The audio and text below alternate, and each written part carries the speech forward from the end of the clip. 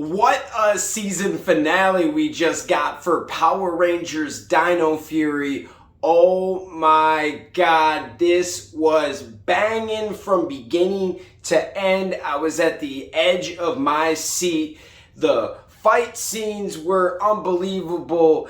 The plots and so many things going on were done correctly. I can't wait to talk about this. Let's break it down. Hit that intro. I can't do this on my own, cause you know things ain't always sweet when you out here in these streets. But my morph when it morph, I made a fake one. Yo, what's going on, everyone? Welcome to the fan club. It's your boy Dan Brosnan in the building. Welcome to the show. If you like this content, you know what to do. Hit the like, hit that subscribe button, hit that notification bell. You can also send us a super thanks right here on YouTube. Goes a long way, helps us on this daily video grind.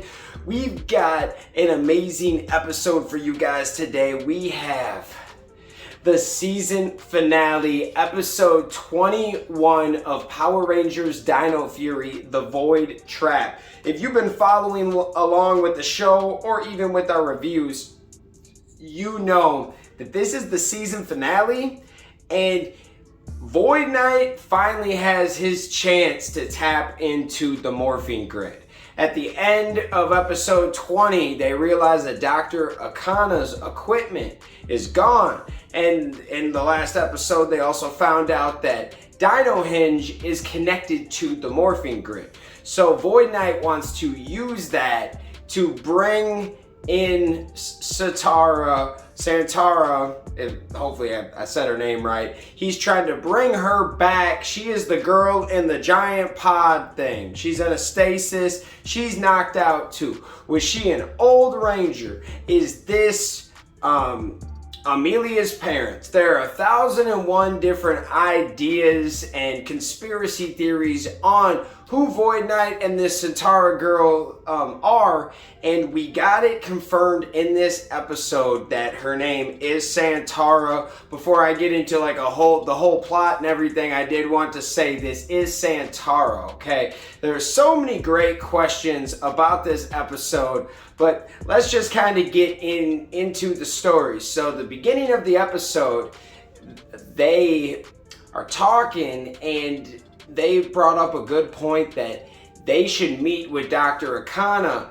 And long story short, Void Knight has everything except for one piece to this machine. And Dr. Akana has the piece. They're trying to meet with her and see if she wants to get her hands dirty and meet, how do I say this? Use her as bait pretty much for the Rangers to come on in there and kind of, you know, foil the whole plan. Well, it didn't go up to what they wanted to, and Ollie was very concerned because this is his mom, right? I'm not trying to put my mom on the line for y'all.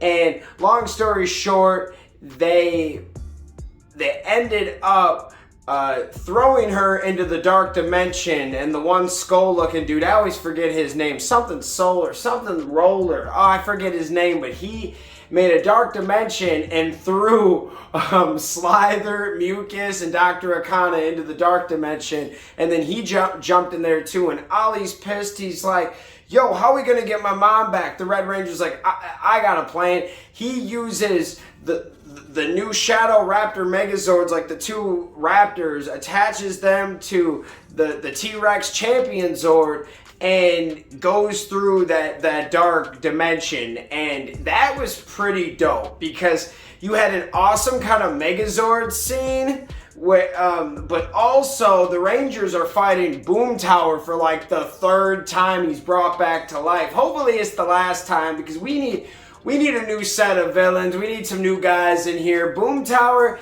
he's cool and there's not a lot of hate on him, but at the same time, he's just such a one-off guy, a one-trick pony. He's just kind of dumb but powerful. And I hope bringing him back, it was cool for the season finale because, you know, he kind of helped start this. He was the first general, but let's see him finish. But they took out Boom Tower again, and the Red Ranger saved Dr. Akana, even threw her in the Megazord, which I thought was pretty cool. only the best of the best get to ride in the Megazord, baby. That's what I'm talking about. Dr. Akana got to ride in the Zord one time, and said they save her, but not in time for 4 of the 5 Rangers on Earth got sleepy cuffed again. They got these cuffs that make everyone go to sleep. Void Knight takes everybody but Ollie, and he even said, not again. Like, we just had this with the whole Z episode. I think it was episode 14. But we get a situation where the Blue Ranger has to go regroup, and the Red Ranger shows up with his mom, and he is definitely showing his true colors. Like, he's like hugging his mom in the Blue Ranger suit. Like, he's giving it away, like straight up that he's Ollie.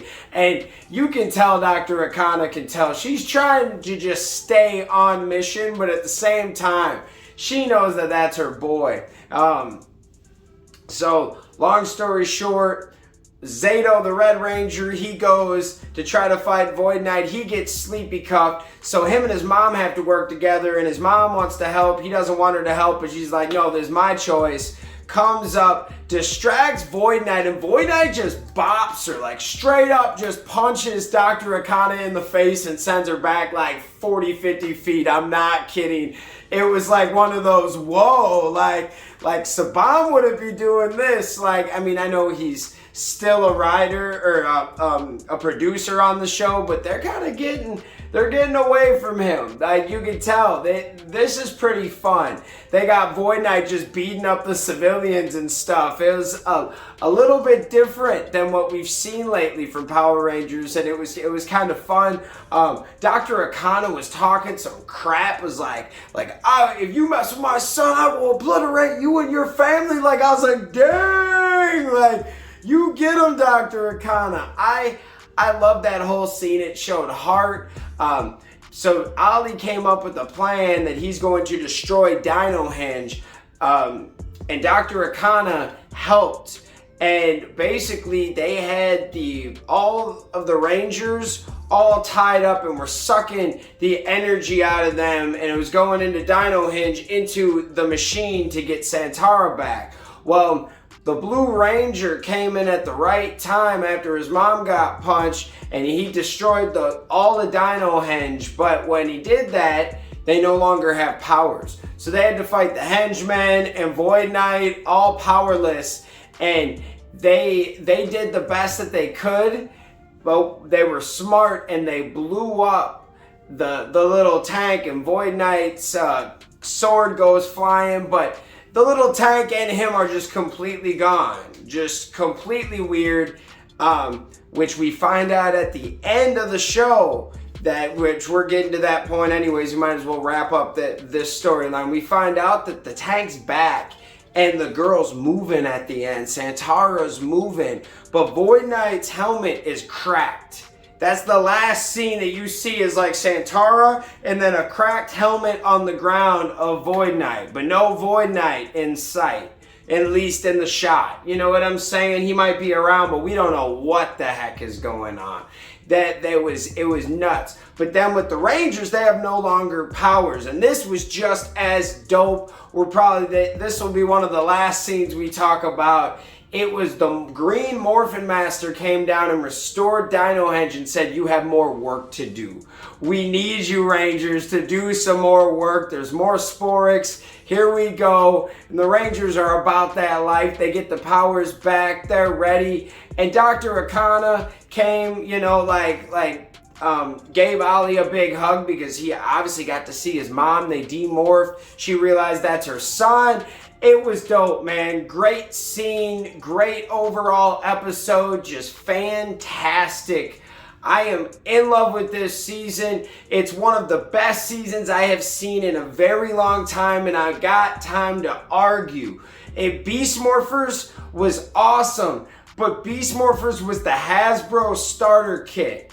It was the first season where they got to even touch a little bit of it, and from what I heard, that Go Busters was being adapted no matter what, if it was Saban or if it was Hasbro. This was in the works, and they thought it was the easiest way was to bring in Go Busters and go out and do it themselves. And I love Beast Morphers, don't get me wrong, great season, but Dino Fury, I think that they even upped this one. And it's not just, and no, honestly, I think the acting skills on both sides are about the same. They're very good cast members. The writers are the same, but what's different, there's more freedom with this episode, or with this series, I mean, there's more freedom. They're doing a little bit more. They're having more fun.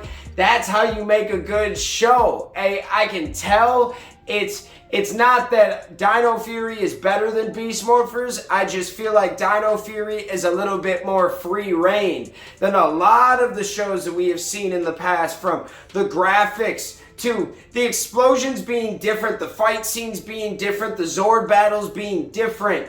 There's so much with this, and even with this episode, there was like 8 plots going on, dude, and so many things happening. Like, great example, at the end with the Morphin Master, he asked the Morphin Master, or Zato asked the Morphin Master, what happened to my planet? Where's Ravcon? Where are my people at Ravcon? And she just walks away. So you know that's a plot point. We know if Void Knight's all beat up, who is the next villain?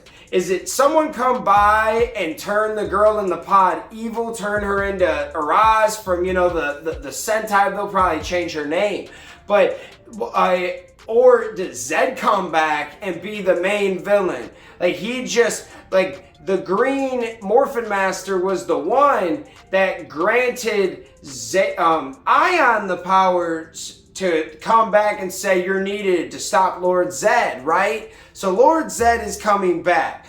This might be his big break. Lord Zed is coming to Dino Fury. Let's get the people talking. And I mean, coming back to Dino Fury, that's what's big. Dino Fury Season 2, we're going to find out about Santara. We're going to find out about Amelia's parents. We're going to see Lord Zed. And what does that kick out? We know Commander Shaw's coming back. Does that kick out a Beast Morpher team up? Does that team do we bring back an MMPR? Do we get Zach? Do we get Aisha? Do we get Billy?